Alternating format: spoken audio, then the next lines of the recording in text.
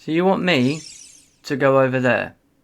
And you're sure there's not going to be a trick? There's not going to be anything that jumps out? Everything's good? Just over there. Alright Zelda, I trust you. Let's investigate.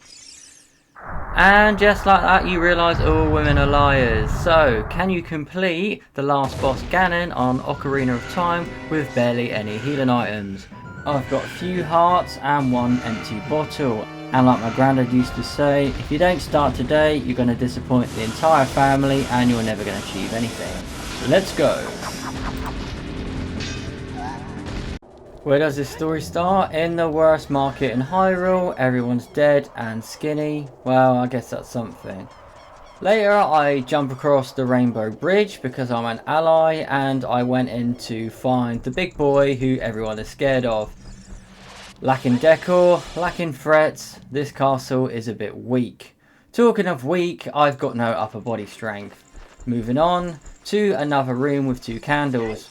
I previously destroyed all these creatures, so I don't actually have anything to show you, but still, the room's quite nice, but it's also the same as the last 3 rooms.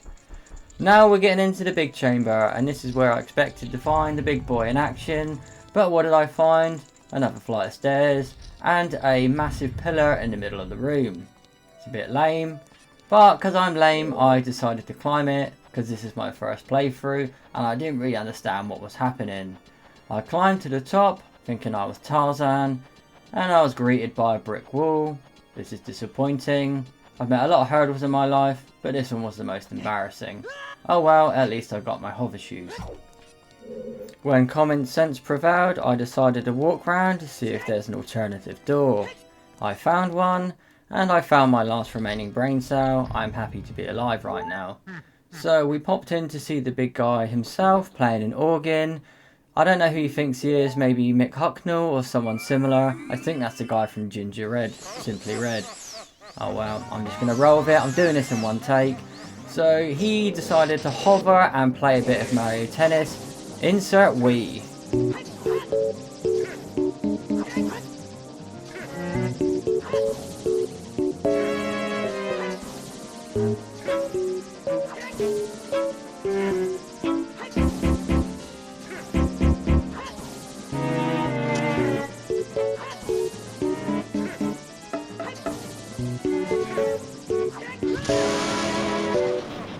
This went on for a while until I got destroyed. Unfortunately, my serving hand is about as good as my backhand. The only thing I've hit is myself and my confidence. So I had to run down to the bottom and grab myself some healing items. So far, I'm relying on these little jars to provide me with some love because I don't get enough. After I got about 5 hearts, I went back up for round 2. Shit, I got knocked over, did I? Oh well.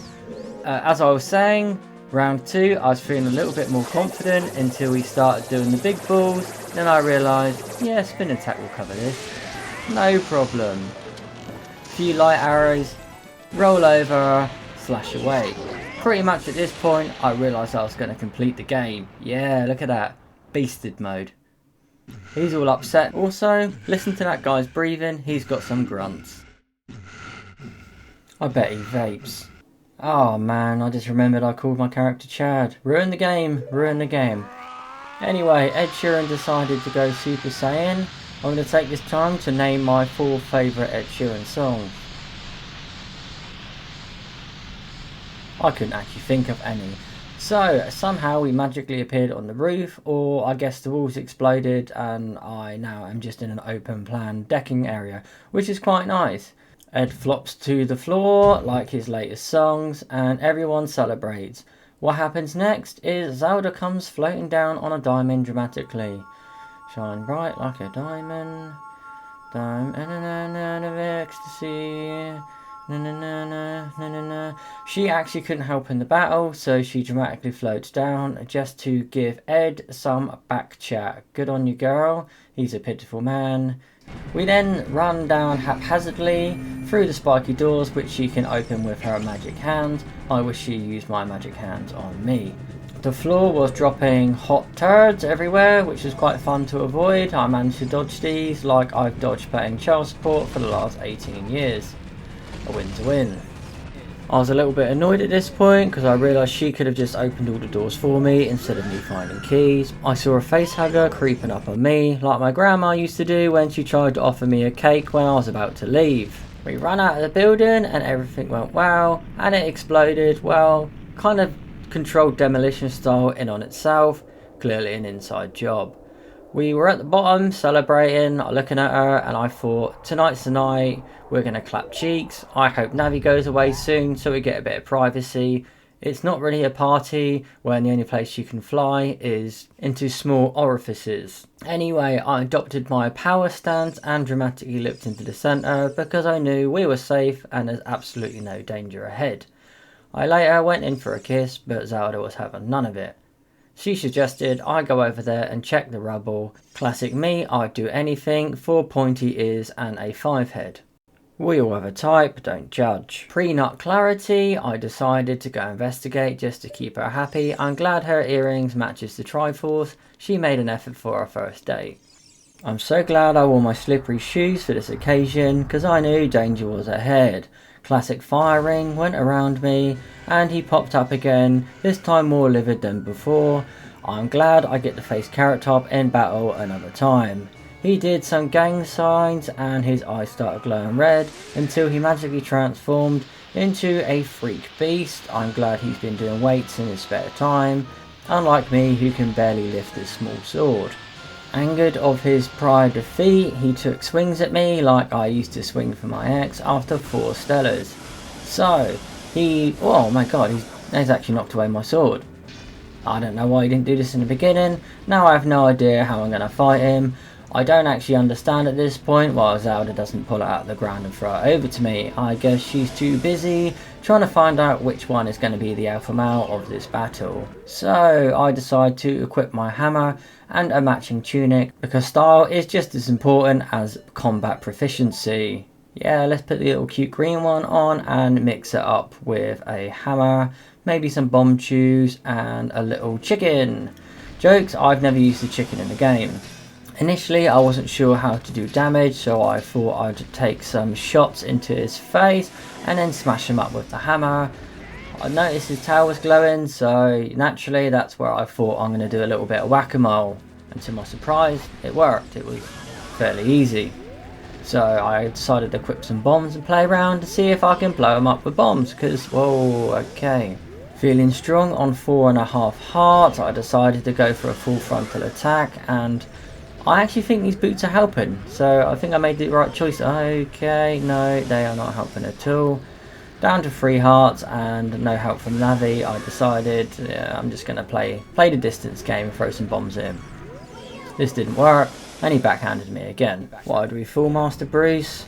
Not to pick ourselves up again, but to do the same cutscene when we're running down a building 25 times. I'm not sure what happened, but I basically made this one with 1 second to spare. Look at that, I'm on 3 seconds now. She's taking 4 seconds to open the door, but I still leave for 3 seconds. That's how numbers work in games. I skipped all the way to this point because I don't want you to have to see it again. And Navi lets me know that she doesn't see any weak points in him, and I can understand why, because I've only got 1 heart, so I'm bound to die shortly. However, against my better judgment, I decided to stay close and smash. Whoa, he's dead. He actually fell down. Oh, this is the result. So at this point, Zelda has the common sense to ask me to come collect the sword she still can't pull out of the ground and throw to me. I run over, full stabby mode, thought I'd give him a London special and stab him in the face while he's not looking, and to my surprise, he was aware, and I died again. Enraged and disappointed, I got back to this point again, and I'm not going to waste your time with the stupid running down the tower again.